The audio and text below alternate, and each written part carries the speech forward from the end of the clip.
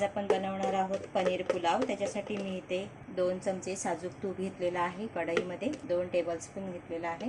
चांगलं गरम होऊ द्यायचे। चांगलं गरम झालं की त्याच्यामध्ये आपण पनीर तळून घेणार आहोत। मी इथे 200 ग्रॅम पनीर घेतलेले आहे। मध्यम आचेवरती आपण पनीर हे व्यवस्थित ब्राऊन होईपर्यंत तळून घेणार आहोत। पनीर चांगला ब्राऊन झालेला आहे, आपण काढून घेऊया।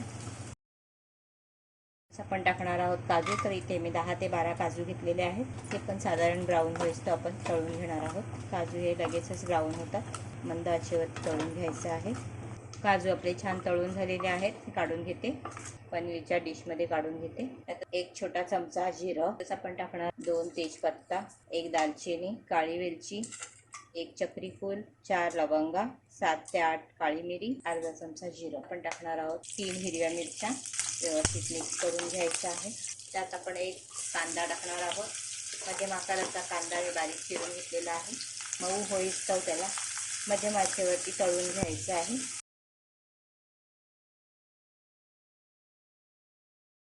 2 ते 3 मिनिटं झालेली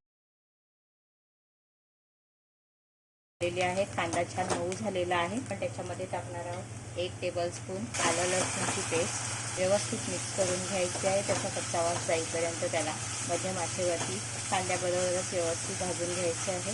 आता आपण याच्यामध्ये टाकणार आहोत अर्धा कप मटार। आता व्यवस्थित स्वच्छ धुवून घेतलेले आहेत आणि फ्रेश मटार आहेत। आता आपण याच्यामध्ये टाकणार आहोत तांदूळ। थोडा वेळ 3 मिनिटं मटार चांगले परतवून घेतलेले आहेत कांद्यामध्ये। आता आपण त्याच्यामध्ये टाकणार आहोत हे तांदूळ। तर इथे मी 1 कप बासमती तांदूळ घेतलेला आहे, स्वच्छ धुवून घेतलेला आहे। तो पण त्याच्यामध्ये भाजून घेऊया।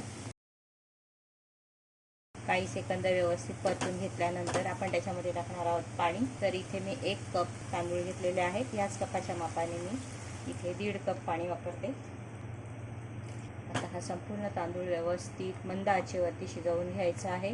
त्या अगोदर आपण त्याच्यामध्ये मीठ टाकून घेऊया। इथे मी टाकते चवीप्रमाणे मीठ। त्यातच आपण टाकणार आहोत पनीर आणि काजू, जे आपण फ्राय करून ठेवलेले आहेत।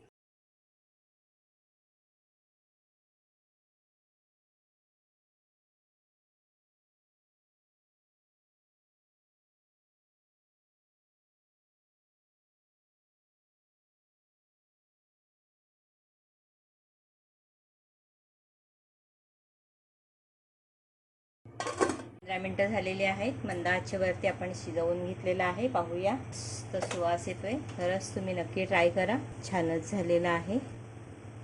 आता मी गॅसची फ्लेम बंद करते आणि सर्विंग प्लेटमध्ये काढून घेते। आपलं हे पनीर पुलाव बनवून तयार आहे। तुम्ही कोणत्याही रस्सा भाजी बरोबर खाऊ शकता। अतिशय खमंग झालेला आहे, छान सुवास दरवळतोय।